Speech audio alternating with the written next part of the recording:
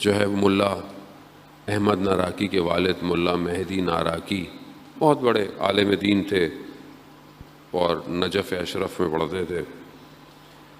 تنگ دستی اتنی ہو گئی، فاقہ کشی پہ بات آ گئی، گھر میں کھانے کو کچھ نہیں، مشکلات مصیبت ساری چیزیں برداشت نہیں ہوا، بچے بھوکے خود بھوکے.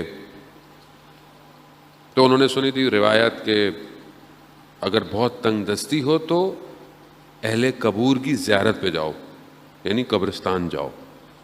تو یہ چلے گئے. اب یہ قبرستان وادی السلام نجف میں جو ہے کھڑے ہوئے تھے، تو انہوں نے دیکھا کہ ایک جانور پہ ایک جنازہ ہے اور اسے کچھ لوگ لے کے آ رہے ہیں. تو اس نے دیکھا کہ آگے آگے جو جا رہا ہے وہ شخص ان کا استاد ہے اور اطراف میں جو لوگ ہیں وہ بھی ساتھ ہوتے ہیں. اب یہ کھڑے ہوئے ہیں، پریشان ہوئے کہ یہ استاد کس کے جنازے کے ساتھ جا رہے ہیں.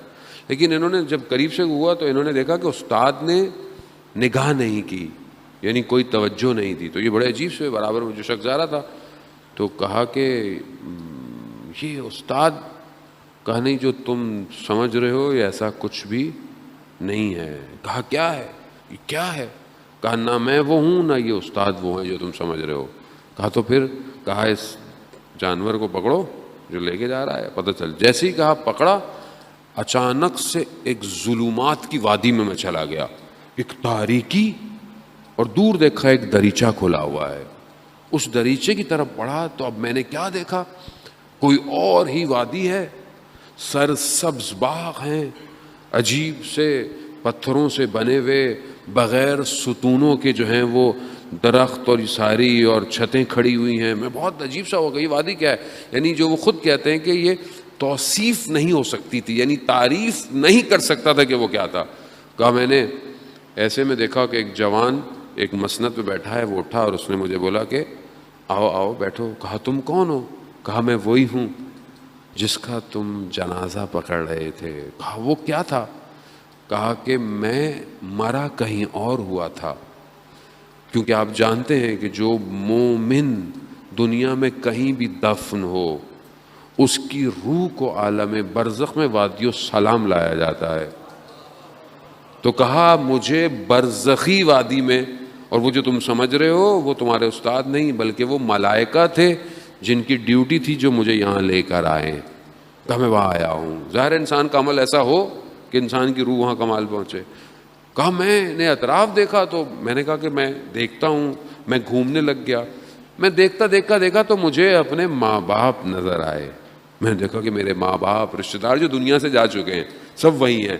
انہوں نے مجھے دیکھا، وہ جو میرے اندر غم تھا نا، مشکل کا، بچوں کی پریشانی کا، وہ سب دور ہو گیا، سب ختم ہو گیا.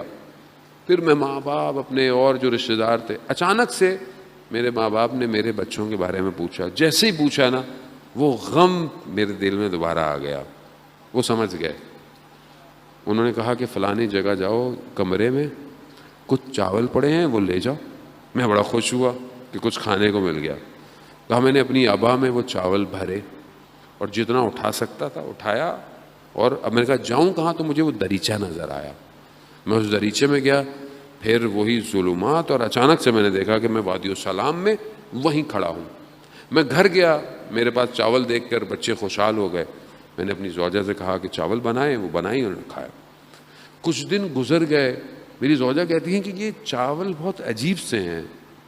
کہا میں جتنے اٹھاتی ہوں اور جب دوبارہ جاتی ہوں تو یہ اپنی جگہ پہ ویسے کے ویسے ہی ہوتے ہیں، ختم نہیں ہو رہے. دوسرا عالم ہے، وہ تو بہت نفیس اور بہت لطیف نقطہ ہے. دوسرے عالم سے کچھ آیا ہے ایسا نہیں ہے کہ نہیں آ سکتا، آتا ہے، آ سکتا ہے. وہ دے سکتے ہیں، اہل ہوں لینے کے.